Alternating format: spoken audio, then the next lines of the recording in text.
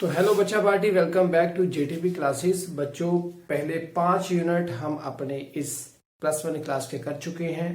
आज हम अपना नया यूनिट स्टार्ट करने जा रहे हैं। यूनिट का नेम है बच्चों ग्रेविटेशन, और उसके अंदर जो हम आज टॉपिक करेंगे बच्चों वो है न्यूटन्स लॉ ऑफ ग्रेविटेशन। उम्मीद है आप लोगों ने वो जो पहले 5 यूनिट थे वो बहुत अच्छी तरह से कर लिए होंगे। और आज के इस ग्रेविटेशन यूनिट को स्टार्ट करने से पहले हल्का सा आपको बता दिया जाए कि ग्रेविटेशन है क्या। नया यूनिट है ग्रेविटेशन, 9th क्लास में भी आपने इसको पढ़ा था। ग्रेविटेशन नेम क्या है, आप इसको समझ सकते हो वर्ड ग्रेविटी से। आप ग्रेविटी समझते हो। ग्रेविटी मीन्स ऐसा कोई ऐसी चीज जो कि हर एक चीज को, कोई भी बॉडी हो उसको धरती अपनी ओर जब खींचे तो हम उसको वर्ड बोलते हैं ग्रेविटी। कि ग्रेविटी की वजह से कोई भी बॉडी अर्थ की ओर खींची चली जाती है। ओके, और कितनी एक्सेलरेशन के साथ आती है तो उसे हम बोलते हैं acceleration due to gravity. Gravity ने एक एक्सेलरेशन उस बॉडी के ऊपर प्रोवाइड की, वो उतनी तेजी से, पहली स्पीड से यहां पर कोई और स्पीड, यहां पर कोई और स्पीड, इस एक्सेलरेशन के साथ आ रही है। ओके, और वो एक्सेलरेशन लगातार कितनी रहती है, 9.8 मीटर पर सेकंड स्क्वायर। इतनी एक्सेलरेशन के साथ लगातार बॉडी पर सेकंड से अगले सेकंड तेजी से बढ़ती जाती हुई 9.8 मीटर पर सेकंड स्क्वायर के साथ वापस आती है धरती की और कोई भी चीज खींची। तो बच्चों वो ग्रेविटी आपको समझ में है। अब वर्ड है ग्रेविटेशन। तो ग्रेविटेशन क्या होगा? ग्रेविटेशन एक नेम दिया गया है। किसको दिया गया है नेम? कि कोई भी बॉडी इस यूनिवर्स की, कोई भी दो बॉडीज, जितनी भी बॉडीज होंगी, हम उन सभी के पेयर्स लेंगे। मींस चाहे मान लो अभी यहां पर दो बॉडीज हैं, ये दोनों बॉडीज आपस में किसी फोर्स ऑफ अट्रैक्शन के साथ एक दूसरे के संपर्क में है। मींस इन दोनों, ये बॉडी और ये बॉडी, इन दोनों का आपस में फोर्स ऑफ अट्रैक्शन, उसको हम क्या बोलेंगे बच्चों? ग्रेविटेशन। एक नेम दिया गया। कोई इसके पास और बॉडी पड़ी होगी तो फिर इस बॉडी को हम इग्नोर करेंगे और इन दोनों बॉडीज का क्या लेंगे? आपस में फोर्स ऑफ अट्रैक्शन। तो ग्रेविटेशन वर्ड, अट्रैक्शन ग्रेविटी से आप इसको समझ में ला सकते हो। और ग्रेविटेशन फिर क्या होगी? दो बॉडीज का आपस में फोर्स ऑफ अट्रैक्शन। तो वो वर्ड है ग्रेविटेशन। तो फोर्स ऑफ अट्रैक्शन, ग्रेविटेशन को हम अच्छी तरह से पढ़ेंगे इस चैप्टर के अंदर। सबसे पहले स्टार्टिंग में क्या है हमारे पास? Newton's law of gravitation. बड़े अच्छे से समझना इसको। आप 9th में पढ़ा आपने इसको बच्चों, यूनिवर्सल लॉ ऑफ ग्रेविटेशन भी हम इसे बोलते हैं। तो वो क्या होता है? F डायरेक्टली प्रोपोर्शनल टू होगा। अभी फोर्स ऑफ अट्रैक्शन है तो यहां पर भी इस चैप्टर के अंदर जो ये यूनिवर्सल लॉ ऑफ ग्रेविटेशन होगा, gravitation means force of attraction का जो यूनिवर्सल लॉ है वो भी क्या? अट्रैक्शन को फॉलो करेगा। सो देयरफॉर फोर्स किसके ऊपर डिपेंड करेगी? मान लो हमारे पास एक ये बॉडी है, एक ये बॉडी है। इस यूनिवर्स के अंदर ये कहीं पर भी हो सकती है। तो इसका मास होगा m1, इसका मास होगा मान लो m2। तो ये फोर्स डायरेक्टली प्रोपोर्शनल टू होगा m1 के और m2 के, दोनों के क्या? प्रोडक्ट के। ओके, ये फोर्स इन दोनों के प्रोडक्ट के क्या होगा? Directly proportional. कि इन दोनों से मिलकर कितना मास का प्रोडक्ट बना, मास हमारे पास कितना आया। सो देयरफॉर जितने ये हैवी होंगे उसी के अकॉर्डिंगली क्या होगा? इन दोनों की मल्टीप्लीकेशन के साथ फोर्स की वैल्यू भी क्या? बढ़ेगी। डायरेक्टली प्रोपोर्शनल है। और सेकंड है इन दोनों के बीच की दूरी, वो है r। तो बच्चों वो क्या होगा? इनवर्सली। तो ये दोनों के दोनों आपस में कितनी दूरी पर है? तो therefore inverse square law follow किया जा रहा है। स्क्वायर के साथ ये इनडायरेक्टली प्रोपोर्शनल होंगे, डायरेक्टली नहीं, इनडायरेक्टली होंगे। तो इन दोनों को इकट्ठा कर दिया जाए तो वो हमारे पास बनेगा m1 m2 upon r square. Directly proportional का साइन हटाना है तो यहां पर ग्रेविटेशन कांस्टेंट आ जाएगा। तो इस इक्वेशन को हम बोलते हैं बच्चों न्यूटन्स लॉ ऑफ ग्रेविटेशन। और इसके अंदर ये जो है, ये है यूनिवर्सल ग्रेविटेशनल कांस्टेंट। ये एक कांस्टेंट, इसकी वैल्यू कांस्टेंट फिक्स है। तो अभी आपको बोला जाए न्यूटन्स लॉ ऑफ ग्रेविटेशन के अंदर मीन्स जो फोर्स होगा बच्चों वो क्या होगा, ये फोर्स डायरेक्टली प्रोपोर्शनल आ गया इसके, इनवर्सली आ गया इससे। तो यहां से अगर मेरे को इसकी डेफिनेशन बनानी पड़े तो वो क्या होगा, इससे आपने फोर्स की डायरेक्ट डेफिनेशन तो बना लोगे कि दोनों के मासेस के प्रोडक्ट के साथ डायरेक्टली होगा, दोनों के बीच की जो दूरी है उसके साथ इनवर्सली होगा, तो वो फोर्स हमारे पास कोई बनकर आएगा जो कि डायरेक्टली प्रोपोर्शनल होगा इसके, इनवर्सली होगा इसके।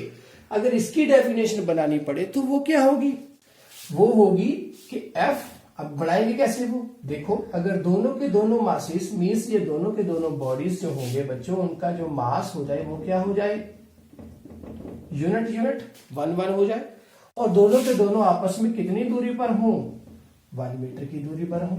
मासिस कितने हो गए, 1 किलोग्राम 1 किलोग्राम, और दूरी हो जाए 1 मीटर। तो एट दैट टाइम F किसके बराबर होगा, G के। ओके, तो डेफिनेशन में क्या करेंगे हम कि gravitation constant is equals to the force of attraction between two bodies when the two bodies were having a masses of 1 kilogram and 1 kilogram each and they are placed 1 meter apart from each other। तो at that time जो gravitational constant होगा वो force के बराबर होगा।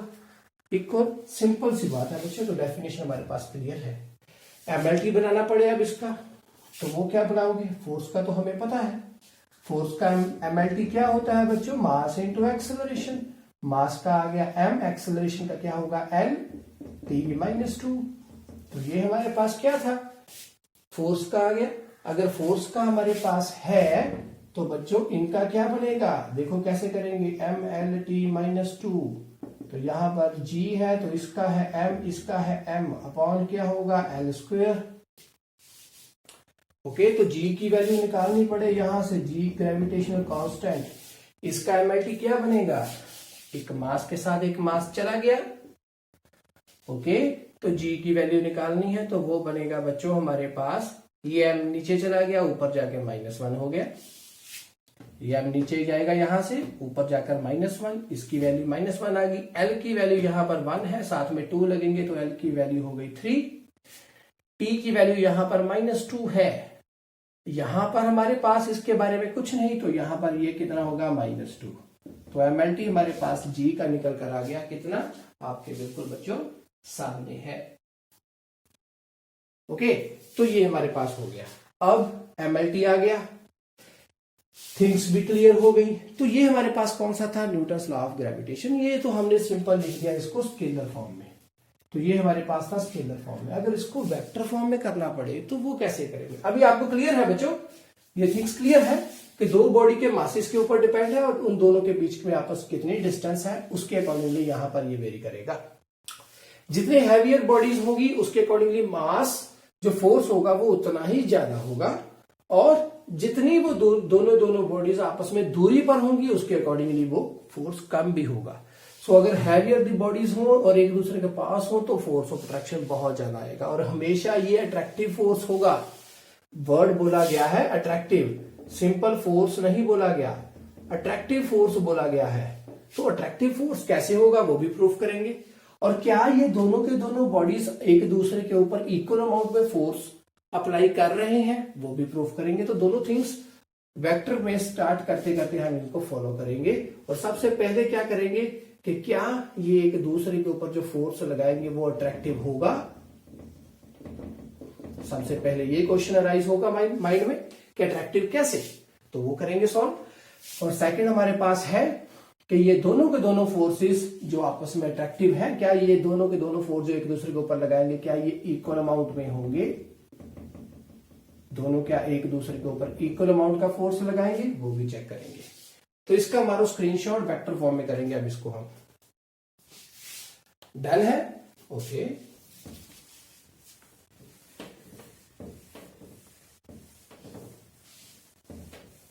तो समझो ध्यान से, वेक्टर फॉर्म है तो पहले डायग्राम बना लें कि वो है कहां पर। एक बॉडी है हमारे पास, ये एक बॉडी है यहां पर, ये बॉडी यहां से कितनी दूरी पर है, ये आ गया हमारे पास r1, इसका क्या है, ये पोजीशन वेक्टर है। इसका ये पोजीशन वेक्टर है। क्योंकि वेक्टर फॉर्म में करना है तो पोजीशन वेक्टर, उनकी पोजीशंस हमें पता होनी चाहिए पहले।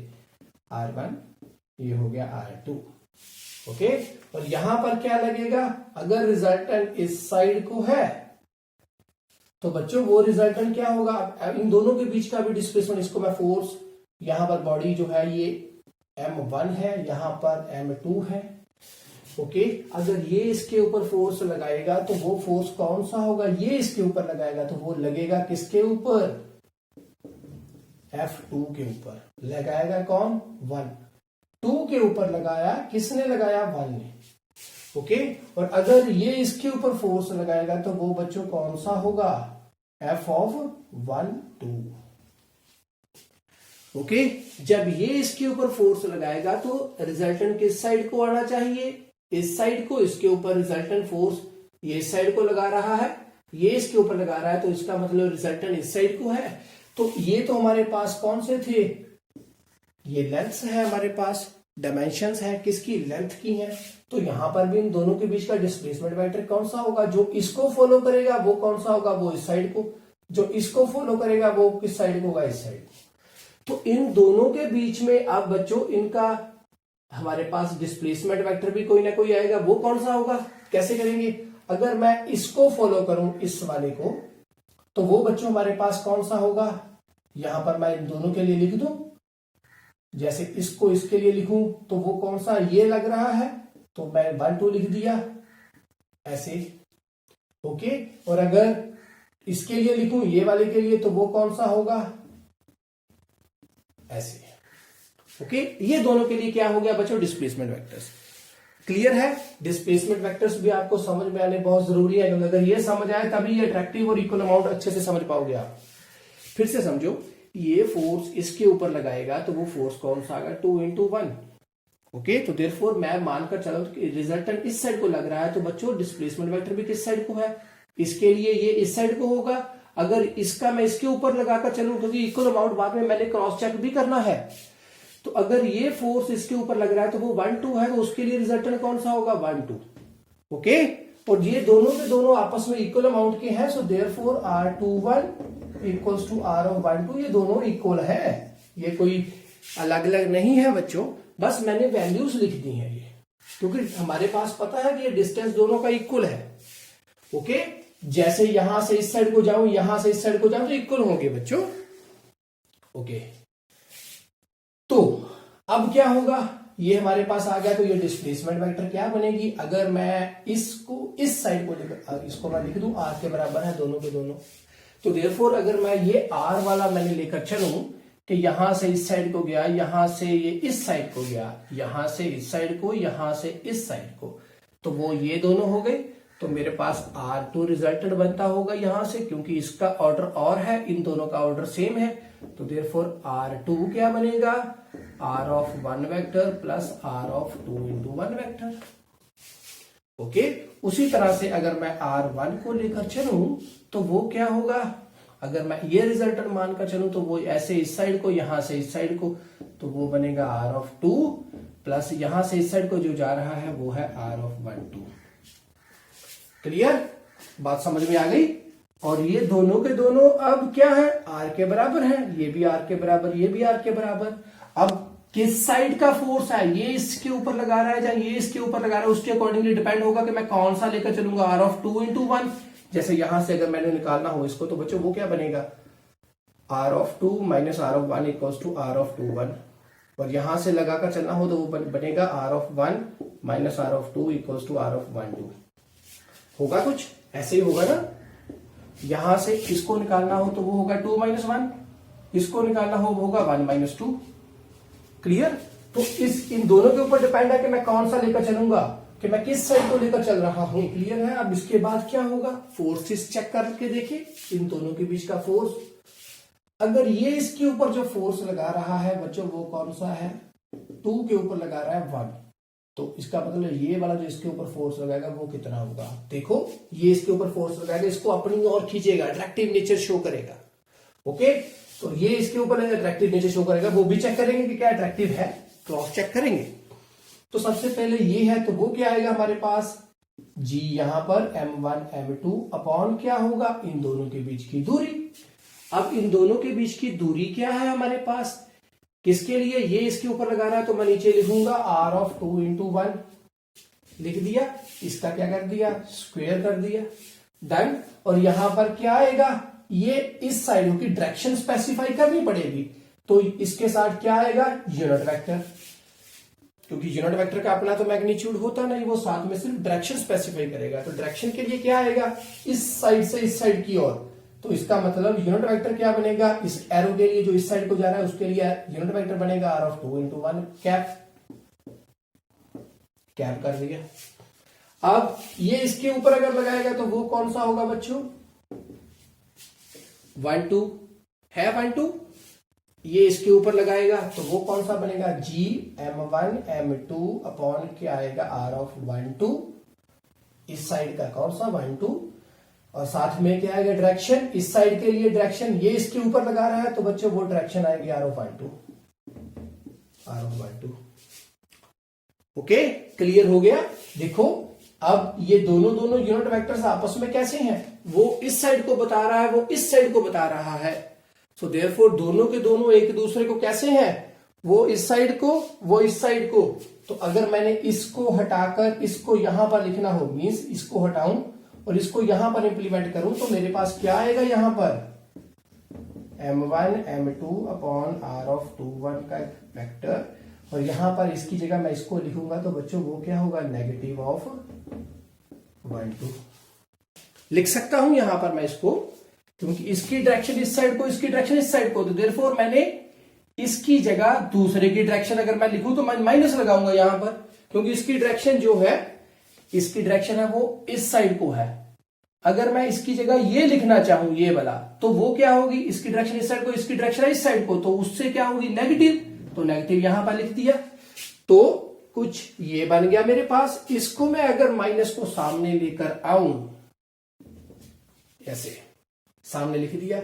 अब ये जो पूरी चीज बनी है, ये बच्चों क्या है, ये बन गई पूरी, तो देयरफॉर ये क्या बन गई, f ऑफ 1 2 हो गया कि नहीं।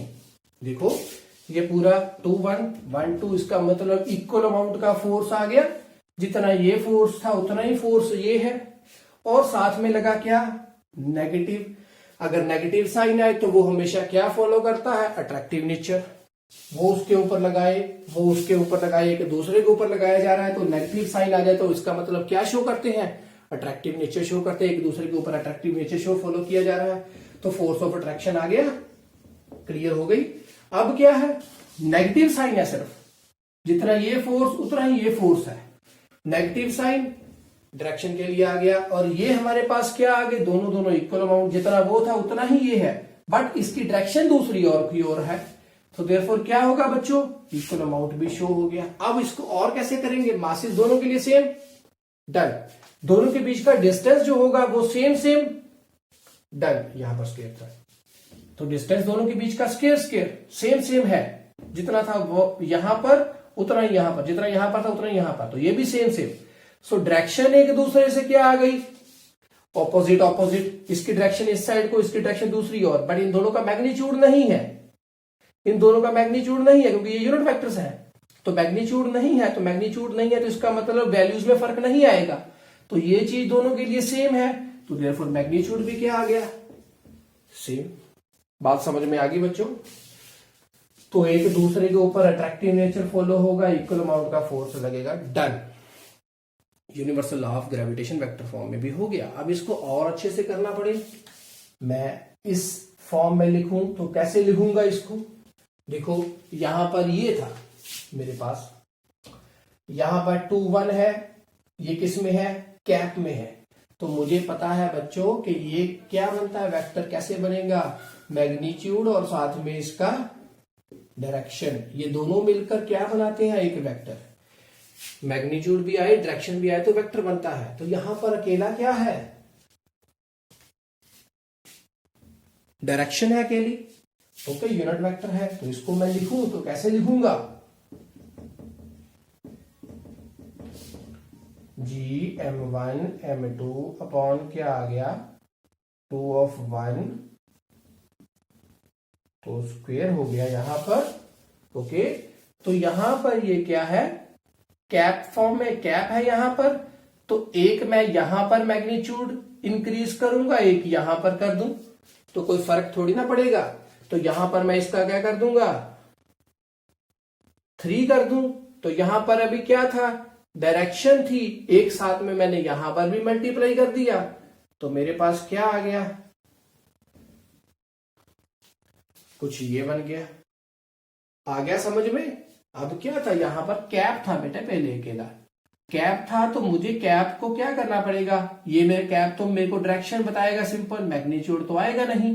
तो यहां पर मेरे पास क्या है, स्क्वायर था, एक मैंने नीचे मल्टीप्लाई किया, एक ऊपर कर दिया, फर्क नहीं पड़ेगा। तो नीचे अगर आया तो वो क्यूब बन जाएगा, ऊपर वाला यहां पर साथ में लिख दिया।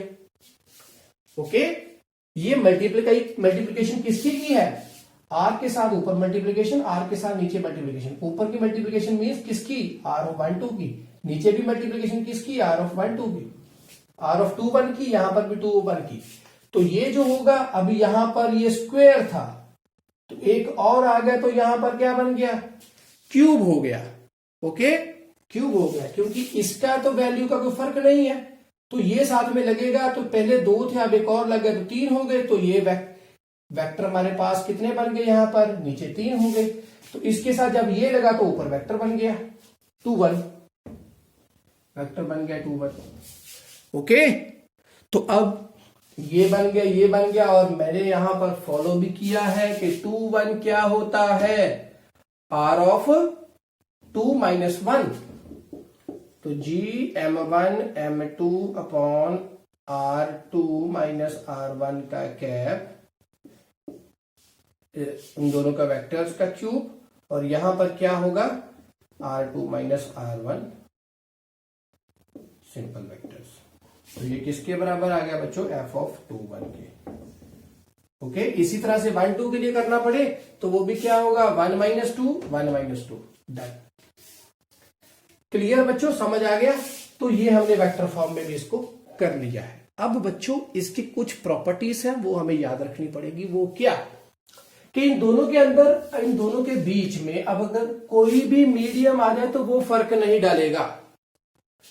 इन दोनों के बीच में अगर कोई मीडियम आ जाए, मींस वाटर हो या कोई भी मटेरियल सॉलिड फॉर्म में हो या सिंपल एयर हो, तो वो फोर्स ऑफ अट्रैक्शन को फर्क नहीं डालेगा। सो देयरफॉर इंटरवीनिंग मीडियम कोई भी आ जाए उसके साथ फोर्स ऑफ अट्रैक्शन में फर्क नहीं पड़ेगा। फर्स्ट ये था। सेकंड क्या है कि इन दोनों के जो सेंटर्स हैं, इन दोनों फोर्स जो बॉडीज है, इनके जो सेंटर्स हैं, उसके अकॉर्डिंगली उन्हीं की साइड जो शॉर्टेस्ट पाथ होगा उसी को फॉलो करते हुए एक दूसरे के ऊपर फोर्स ऑफ अट्रैक्शन लगेगा। तो देयरफॉर ये कौन सी है, सेंट्रल फोर्सेस की के साथ चलेंगे। Central forces means conservative forces,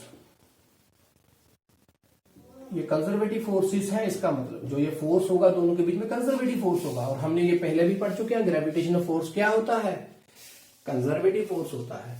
कि इन दोनों के सेंटर के रास्ते की साइड ही ये दोनों एक दूसरे को फोर्स ऑफ अट्रैक्शन लगाएंगे। ऐसे नहीं यहां से ऐसे, यहां ऐसे नहीं, बिल्कुल शॉर्टेस्ट पाथ को फॉलो करते हुए।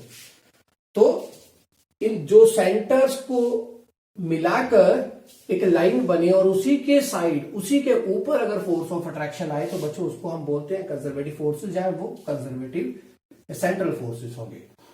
सेकंड, इसके बाद बच्चों और क्या होगा, हमने पढ़ा है डायरेक्टली मास के है, इनवर्सली किसके साथ है, आर के साथ है। और क्या होगा इन दोनों के बाद, और भी हमने इसके बारे में कुछ पढ़ा था, वो क्या है,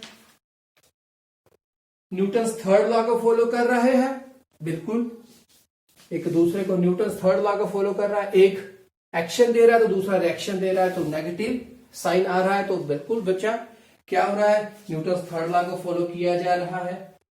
ओके, और इसके बाद कोई भी शेप हो इन बॉडीज की, ये बॉडी है चाहे ये बॉडी है, इन दोनों की कोई भी शेप हो, ऐसी शेप हो, ऐसी शेप हो, पॉइंट साइज हो, कुछ ऐसे हो, तो बच्चों वो फर्क नहीं पड़ेगा, क्योंकि उसके बारे में यहां पर कुछ भी नहीं है। मासिस मासिस चाहिए दोनों के, शेप को डिपेंड नहीं करेगा, शेप के ऊपर कोई फर्क नहीं पड़ेगा, कितनी दूरी पर है ये फर्क पड़ेगा। लास्ट इंपॉर्टेंट चीज जो इसके बारे में है वो क्या है, अगर एक बॉडी के अंदर, और ये बॉडी कैसी है, कोई होलो बॉडी है, खाली बॉडी है, ओके, इसके अंदर कोई दूसरी बॉडी पड़ी हो, तो at that time force of attraction क्या होगा, याद रखना इन सभी केसेस के अंदर, इसके अंदर कोई पॉइंट साइज रख दिया जाए, इसके अंदर कोई और बॉडी रख दी, तो बच्चों फोर्स ऑफ अट्रैक्शन क्या आएगा, जीरो। याद रखना इस बात को, ये हमेशा क्या रहेगा, जीरो, क्योंकि उसके अंदर चली गई वो बॉडी, वो एक ही बॉडी बन चुकी है अभी, तो यहां पर फोर्स ऑफ अट्रैक्शन क्या होगा, जीरो, ग्रेविटेशनल फोर्स क्या होगा, जीरो। सेकंड, इसी होलो बॉडी से बच्चों अगर कोई दूसरा पॉइंट साइज बॉडी इससे क्या हो, दूर पड़ी हो कहीं पर, तो at that time force of attraction जो आएगी उन दोनों बॉडीज के बीच में जरूर आएगी, इसका भी मास है, इसका भी मास है, फोर्स ऑफ अट्रैक्शन आएगी, बट एट दैट टाइम जो हम डिस्टेंस फॉलो करेंगे वो यहां से नहीं करेंगे, वो कहां से करेंगे, इस बॉडी के सेंटर से। याद रखना इस बात को कि सारे के सारी बॉडी का जो मास है वो कंसंट्रेट कहां पर किया गया होगा, इसके ठीक सेंटर के ऊपर।